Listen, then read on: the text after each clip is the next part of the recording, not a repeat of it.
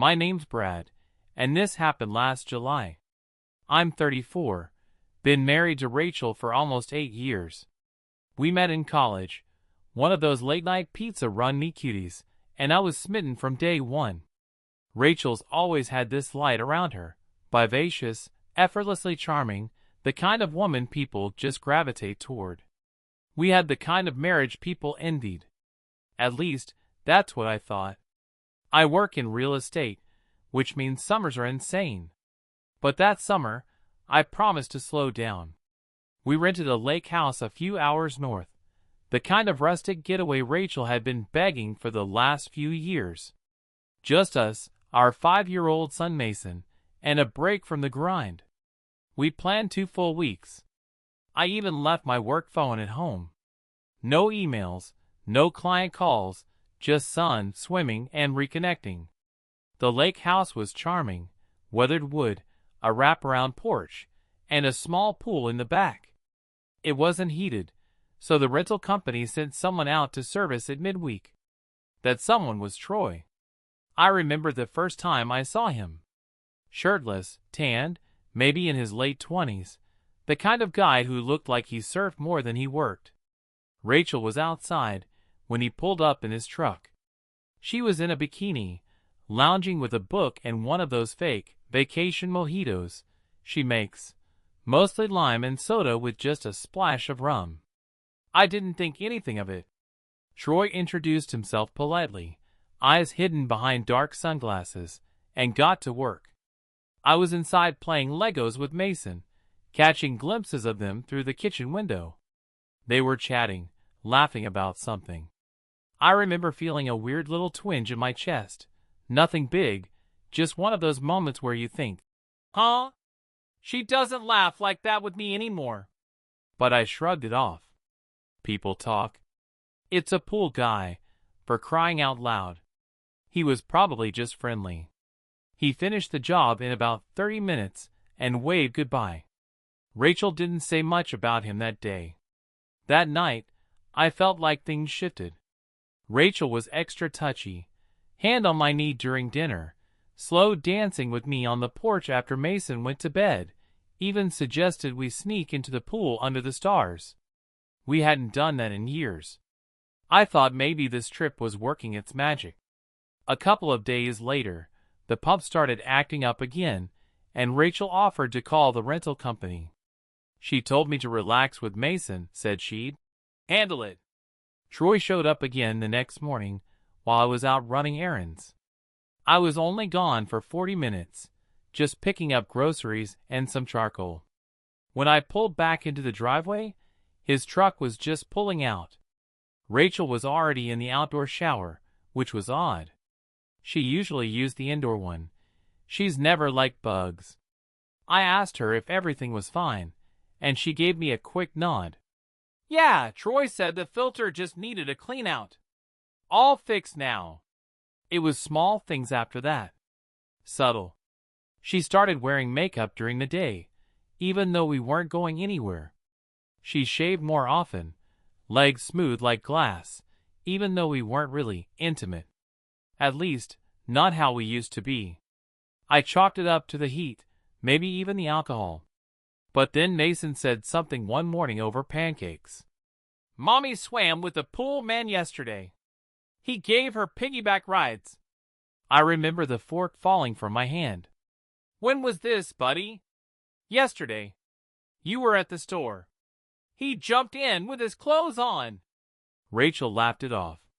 He didn't want Mason swimming alone. It was sweet, honestly. But my gut told me different. That night, I checked the pool cam. I hadn't even remembered it was on, mounted up high for security, synced to my phone. I watched the footage alone in our bedroom while Rachel was reading to Mason. The video was grainy, the audio weak. But what I saw made my stomach turn. She wasn't just swimming. She was wrapped around him, legs clutched tight, arms around his neck, laughing like a schoolgirl. He lifted her out of the water, and for a moment, they held each other like lovers, not strangers. He whispered something in her ear, and she didn't pull away. She kissed his shoulder. I sat in that dark room, the soft sound of her voice echoing from Mason's room down the hall, and felt something break. A splintering realization that the woman I loved, the woman I'd built a life with, was slipping away right in front of me. I didn't confront her. Not yet. I needed to know more. That night, I lay awake in bed while Rachel breathed softly beside me. I kept hearing Mason's innocent voice. "Mommy swam with the pool man," over and over. I wanted to shake her awake, demand an explanation, shout, cry, something. But I didn't. I needed to be certain. The next day, I pretended everything was fine. I made pancakes. I joked with Mason. I kissed Rachel on the cheek and told her I was heading into town to look at kayaks. Instead, I parked across the street at the diner and waited. The pool guy's schedule said he'd be back around noon. Just a follow-up, probably unnecessary. But I had to see it. Right on time, Troy's truck rolled in. I watched through binoculars from the diner booth, half-eaten sandwich cold beside me. He got out shirtless again, of course he did, and knocked on the back door instead of going to the pool. She opened it in a tank top and cut-off shorts, barefoot, hair pulled up. No bra. They barely spoke. He stepped inside like he'd done it a dozen times. I went home 3 hours later with an empty stomach and a mind full of bile. She was back in the kitchen, humming, chopping basil. "Hey, babe! How was town?"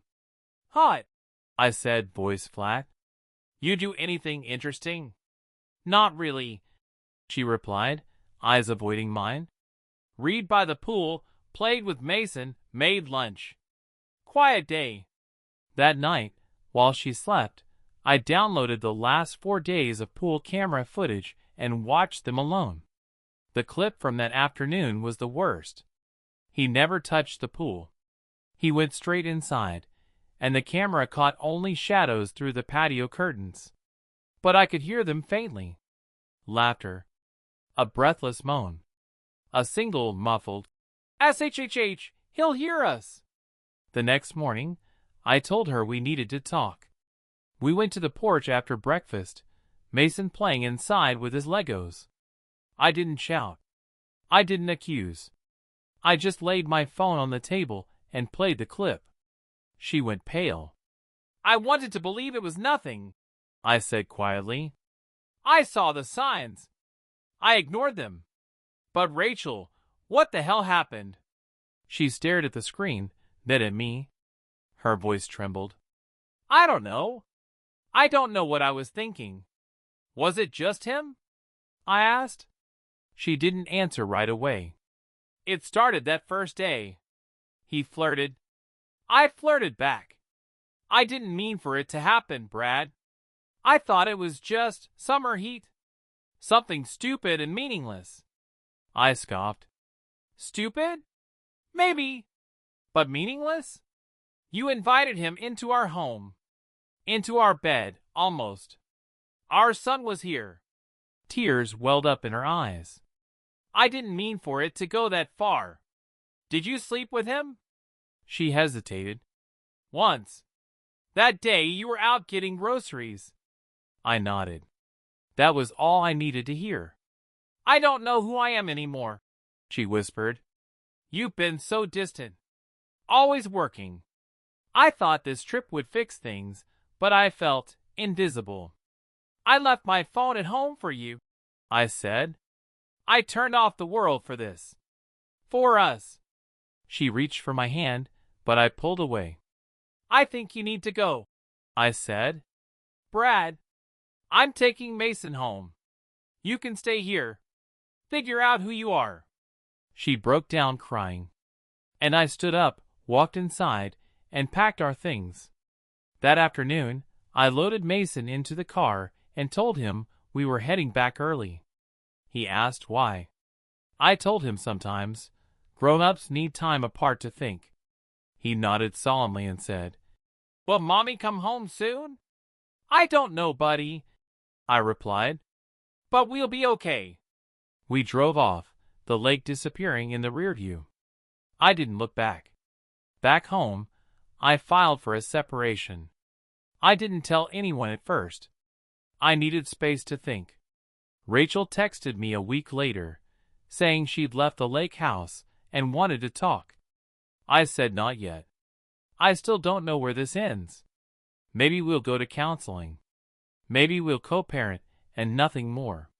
But for now, I'm choosing peace over chaos. Clarity over confusion. It's not the ending I imagined. But it's real. And that's where I'll begin again.